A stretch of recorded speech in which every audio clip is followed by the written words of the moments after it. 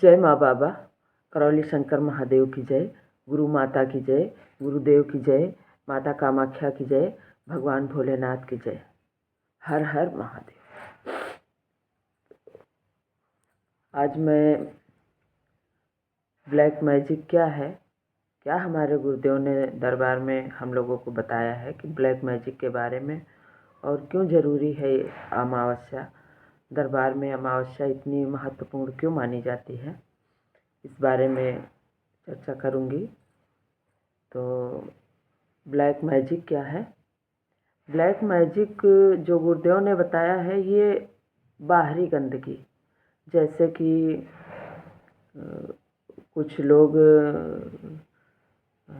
वैसे तो ज़्यादातर लोग इस गंदगी से परेशान होके ही दरबार पहुंचते हैं, क्योंकि दरबार पहुंचने से पहले वो लोग कहीं न कहीं किसी ओझा तांत्रिक भगत और इनके चक्कर में पड़ चुके होते हैं, और जब कहीं कुछ बात नहीं बनती तभी लोग जाके दरबार, करौली दरबार पहुंचते हैं।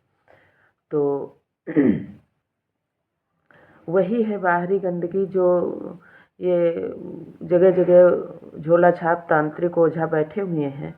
वो क्या करते हैं कि कोई गंदा देवी देवता सिद्ध करके बैठे होते हैं, तो आप जब उनके पास पहुंचते हैं तो वो अपनी दुकान चलाने के लिए आपको थोड़ा बहुत फ़ायदा देते हैं। होती भी राहत भी होती है, ऐसा नहीं है कि उनके करने से राहत नहीं होती, पर आपको ये नहीं पता है कि वो थोड़ी सी राहत देके आपका कितना बड़ा नुकसान कर देते।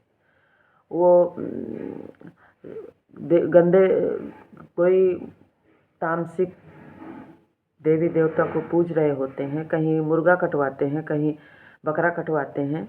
तो ऐसे तांत्रिक ओझाओं से बहुत ज़्यादा बचना चाहिए।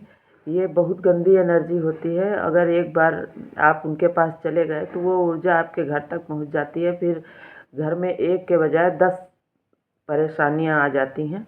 एक परेशानी को आप हटाने गए और 10 वहाँ से लेके चले आए, ऐसा होता है। और ये ऐसा नहीं कि आपने नहीं किया या आपके फैमिली में ऐसा कुछ नहीं हुआ, तो ऐसा कुछ नहीं है आपके फैमिली में, क्योंकि अगर हम ये सब नहीं किए हैं या हमारी जानकारी में आज ये नहीं हो रहा है हमारे घर में, फिर भी परेशानियां हैं, तो ये सब पूर्वजों के साथ हुआ होगा।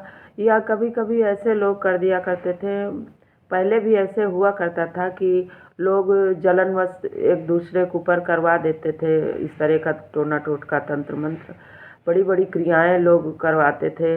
गुरुदेव बताते हैं ये बहुत पूर्वजों के ज़माने से चले आ रहे हैं ये सब गंदे तंत्र, और तो इनका तोड़ नहीं था पहले। तो अपने दरबार में अब इन सारी चीज़ों से राहत मिल जाती है, इनका सबका खात्मा कर देते हैं गुरुदेव। वरना एक बार अगर हम लोग फंस जाते हैं इन गंदी ऊर्जाओं के चक्कर में, सारी ज़िंदगी छूट नहीं पाते हैं, और मरने के बाद भी उन्हीं के चंगुल में फंसे रहते हैं। तो जो ये पूर्वजों के ज़माने में अगर आपके पूर्वज के किसी पूर्वज के ऊपर ये किया गया, या उसने खुद किया, या किसी ने उनके ऊपर करवाया ऐसा, जब आप देखे होंगे टोने टोटके वाले, तो क्या करते हैं, आपको लौंग दे दिए, भभूत दे दिए, या और कुछ फूंक फाँक के दे देते हैं, उसमें गंदी ऊर्जाएं बांध देते हैं, और वो अपने घर में हम लोग बहुत परेशान हो जाते हैं उससे। और अगर हम लोग नहीं किए हैं, पूर्वजों के साथ हुआ है, तो आप ये नहीं समझें कि पूर्वज जो चले गए वो चीज़ उनके साथ चली गई, नहीं जाती है। जैसे पूर्वज हमारे हमारे अंदर डीएनए में बैठे रहते हैं हमारे अंदर, उसी तरह वो उस ऊर्जा को लेकर ही बैठे रहते हैं, और उसी ऊर्जा के कारण वो फंसे हुए रहते हैं, उनकी मुक्ति नहीं हो पाती। इसी का ब्लैक मैजिक कटता है। सबसे पहले हवन करने के बाद सर्वप्रथम ब्लैक मैजिक का ही संकल्प कराते हैं गुरुदेव, और ब्लैक मैजिक कटता है हम लोगों का। उसके बाद आगे की प्रक्रिया शुरू होती है, स्मृति चिकित्सा बाद में होती है, पहले ब्लैक मैजिक ही कटता है दरबार में, क्योंकि ये बाहरी गंदगी होती है, इसको पहले गुरुदेव हटाते हैं। अगर पूर्वज में एक दो पूर्वज नहीं, अगर कई पीढ़ी पहले आपके किसी पूर्वज के ऊपर ऐसा कुछ किया गया हो या उसने खुद करवाया हो, तो वो उन पीढ़ी दर पीढ़ी वो हम लोगों तक पहुंच जाता है, और हम लोगों तक पहुंचते पहुंचते वो और भी विनाशकारी हो जाता, कहें कि विनाशकारी हो जाता, और भी वो उद्दंडता आ जाती है उस ऊर्जा में। और हम उससे फिर पीढ़ी दर पीढ़ी जब वो डीएनए में हमारे चलता रहता है, तो हम लोग और परेशान हो जाते हैं उससे। तो यही चीज़ें हैं जो आज तक जगह जगह टोने टोटके वालों के पास लोग भटकते रहते हैं। कोई मुर्गा कटवाता, कोई बकरा कटवाता है, तो उसी से जो परेशानियां आती हैं उनका सबका निवारण हमारे अपने करौली सरकार दरबार में है। और इसी के चलते ब्लैक मैजिक का संकल्प कराते हैं गुरुदेव, और बहुत अच्छे से बहुत देर तक ब्लैक मैजिक का संकल्प होता है। हम लोग काफ़ी देर उसमें बैठना पड़ता है ब्लैक मैजिक का संकल्प, क्योंकि जब ब्लैक मैजिक का संकल्प गुरुदेव कराते हैं तो ऐसी ऐसी बातें गुरुदेव बोलते हैं उस संकल्प में, जिनको तो हम लोगों ने कभी सुना भी नहीं होगा और कभी जाना भी नहीं होगा। शायद इतनी लाइफ में कभी भी नहीं सुनना पड़ा होगा कि ऐसी चीज़ें भी होती हैं।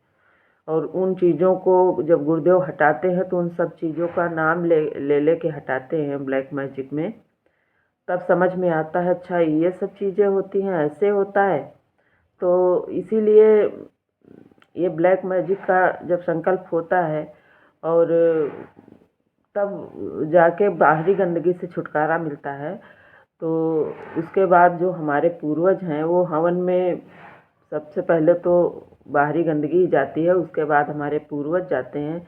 और उसके बाद जो प्रोसेस में हमको अमावस्या करनी पड़ती है, अमावस्या सबके लिए ज़रूरी है, चाहे वो दंडवत किया हो, पद यात्रा किया हो, नव हवन किया हो, नमन किया हो या वनडे किया हो।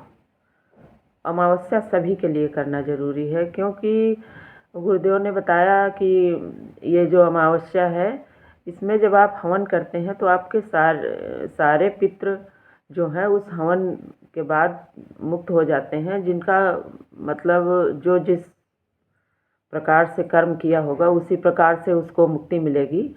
अगर बहुत ज़्यादा गंदे कर्म वाला है तो उसका संहार हो जाता है। और मुक्ति और संहार के बारे में गुरुदेव ने जो बताया है उसका भी वीडियो मैं बनाऊंगी एक दिन, कि क्या है मुक्ति और क्या है संहार। तो जो मुक्त हो जाते हैं उसके बाद जो नहीं जाना चाहते उनका संहार करते हैं गुरुदेव बाबा। तो उसके बाद आपके साथ एक पूर्वज रखा जाता है अमावस्या होने तक, इसलिए क्योंकि वो आपके अंदर जो ऊर्जा है उसको बैलेंस कर दे। आपने सुना होगा हमारे गुरुदेव बात बात पे बैलेंस बोलते रहते हैं, तो ये बैलेंस इसलिए बोलते हैं कि हमारे अंदर की जो ऊर्जाएं हैं सब बैलेंस रहे हम, और ब्रह्मांड में इसका मैसेज है कि यहाँ बैलेंस मतलब हर चीज़ को बैलेंस में रहना बहुत ज़रूरी है। तो ये जो एक पूर्वज रखा जाता है हम लोगों के साथ में, वो हमारी ऊर्जा को बैलेंस करता रहता है, और जब सारी अमावस्या आते आते वो सारी ऊर्जा को हमारे अंदर बैलेंस कर देता है। उसके बाद गुरुजी जब अमावस्या में हम लोग जाते हैं तो उस पूर्वज को भी मुक्त कर देते हैं गुरुदेव, और वो सारे पूर्वज हम लोग पूरी तरह फ्री हो जाते हैं। और उसके बाद फिर तब होता है हमारा स्मृति चिकित्सा। स्मृति चिकित्सा पहले भी करा सकते हैं, अमावस्या अगर नहीं बीच में आ रही है तो स्मृति चिकित्सा पहले करवा देते हैं। स्मृति चिकित्सा का पूर्वज से कोई खास लेना देना नहीं है, लेकिन अगर पड़ रही है तो बीच में भी कर सकते हैं स्मृति चिकित्सा। और पूर्वज ये अलग अलग बातें हैं। स्मृति चिकित्सा आप हवन करने के बाद ब्लैक मैजिक के बाद तुरंत कटवा सकते। पूर्वज तो तभी जाएगा जब अमावस्या आएगी, तो अमावस्या का वेट नहीं करना है, क्योंकि वनडे में तो कुछ करना ही नहीं पड़ता है। वनडे में एक ही दिन में एक दिन में जो सारा प्रोसेस होता है, उसमें एक ही दिन में एक ही व्यक्ति घर का सबका संकल्प लेके कर सकता है। उसमें ज़्यादा लोगों को घर से किसी को, आपकी इच्छा पे निर्भर है, आप ले जाना चाहें ले जाएं घर वालों को, जो लोग डीएनए में आपने रखे हैं। ये सारी प्रक्रियाएं तो 9 हवन में होती हैं कि सबको ले जाना है और ब्लैक मैजिक कटवाना है। तो ये है ब्लैक मैजिक। और अमावस्या अमावस्या अपने दरबार में बहुत ज़्यादा महत्वपूर्ण मानी जाती है, इसीलिए क्योंकि उसमें गुरुदेव हमारे पूर्वजों की मुक्ति करते हैं और हम लोग फ्री होते हैं अमावस्या के बाद। और जहाँ तक हो सके तो अमावस्या करने के बाद ही हम लोग लेते हैं दीक्षा।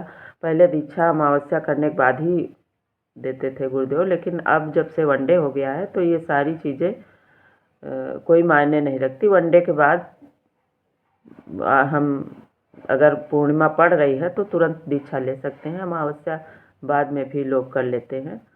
पर प्रोसेस यही था 9 हवन में। तो आज ब्लैक मैजिक के बारे में जो हमने बताया, जो गुरुदेव बताया करते थे, वही हमने यहाँ पे वीडियो में बताया है। तो पहले क्योंकि ये सब बातें गुरुदेव बहुत बताते थे, तो अगर कोई बात छूट गई हो या आपके मन में कोई संशय हो तो कमेंट में बोलें, जो कि शायद हम ना बता पाए हों या हम ध्यान में नहीं आया हो, तो कमेंट में ज़रूर बताएं। हरि हर।